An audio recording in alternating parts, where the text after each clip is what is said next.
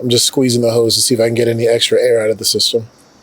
Okay, you saw how it was full there? You see how it's starting to sink? You want as much air to come out of it before you start the car.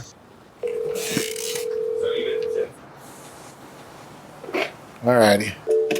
Before we kill the battery, let's shut it off. So one thing about BMW is a lot of their hoses, they have clips, so you don't want to get too crazy with them, because if you do, you can ruin the hose.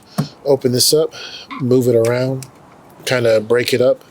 This is the expansion tank on the 2006 BMW 750. We have the 2 Torx out. Before we get too crazy, there's a hose right here, and this is the leveling sensor. You definitely want the car to be cool enough for you in order for you to take this off. You're gonna make a mess, even if you have a huge bucket underneath to try to catch the fluid. It's just gonna go everywhere. Goodbye to that. Now we'll take the new one. As far as these hoses are concerned, with those clips, they have these grooves where those clips are supposed to go. Sometimes you'll put it on and you'll think it's on, but really it's not. So you've got to make sure once you put the hose in, it's all the way in. What you can do to verify is once you have it in, give it a decent tug. If it doesn't come off right away, then you know for sure you're in. This the groove here and the groove here. Same thing here, groove here, groove here. And the same setup here, here, and here. And then this is your leveling sensor over here. The position of the hoses, it tells you this. It tells you right then and there. Like, okay, you see how this side is more stagnant and this side is further in? See how that goes right there? Make sure that's all the way in. Make sure this clip is up. And we're going to put it in. It's kind of like a keyway set. It'll only go in one way. Here's this little knob over here. See the hose right here where that notch is? That's okay. This guide pin, put it in the grommet right here. All right, here. That's all right. That's solid. All right, now we're gonna take these hoses here. Okay, see how that went in by accident? We need to make sure that's out, so that way we don't jam it or lock it or ruin it. Little notch here, little notch at the top, big notch at the bottom. Big notch at the bottom right here. So you go all the way in, make sure you're there, lock it, give it a slight pull, it's in. All right, now we're gonna do the same thing here. We take the antifreeze. This is European antifreeze meant for the BMW. All right, so we'll pour that in.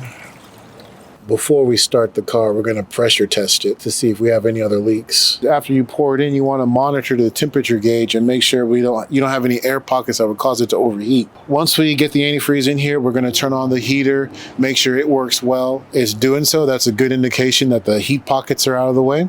We'll let it run for about 30, 40 minutes and then do a test drive. All that is done, we can confirm the car's fixed.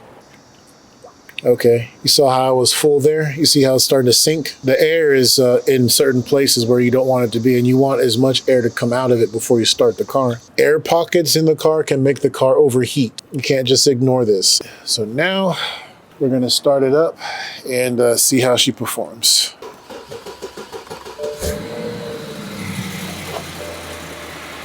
All right, train right there. That's what you want.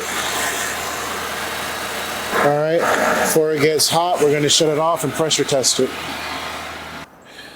If you have a pressure tester and you're not sure what the pressure is, as far as max is concerned, anywhere between 13, 15 pounds of pressure is good. I'll do about 14 on this one. All right, check our hoses, nice and firm. Another reason why I like to do a pressure test, for the same setup with the air pockets, you can compress the air, but you can't compress the liquid. As it comes up, generally more air will come up just because of extra cavities or extra spacing inside the engine or radiator that was there. Okay, so far it's doing pretty good, so we're gonna let the pressure out. I don't think I'm gonna fill that up anymore. Now we're gonna just run the car for like a good 30 minutes. Keep an eye on the temperature gauge. And the reason why I say 30 minutes is because I want to see the fan come on and shut off. The next thing to do is to actually drive it, because you can do this entire job and say, yeah, I've done it. It's great. It's not overheating anymore. Yeah, that's at idle. But when you go drive it, if there's any issues, it'll show itself.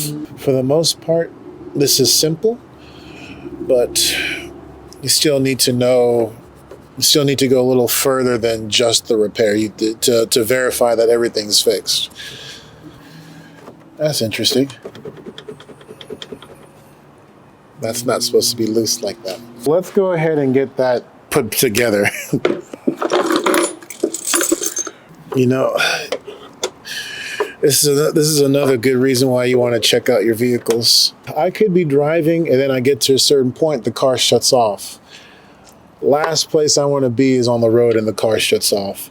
And for something like this looks like it's something small, but this can definitely make a car shut off, particularly by the mass airflow sensor, because the reading would be incorrect. In this car, the DME, digital motor electronics, I'd be confusing it, and when you confuse anything, it typically doesn't do anything. So the best thing it's going to do is just shut off.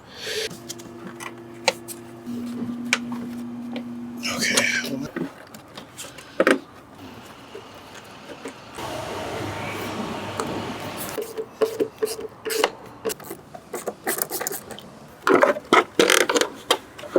Let's see what is going on here.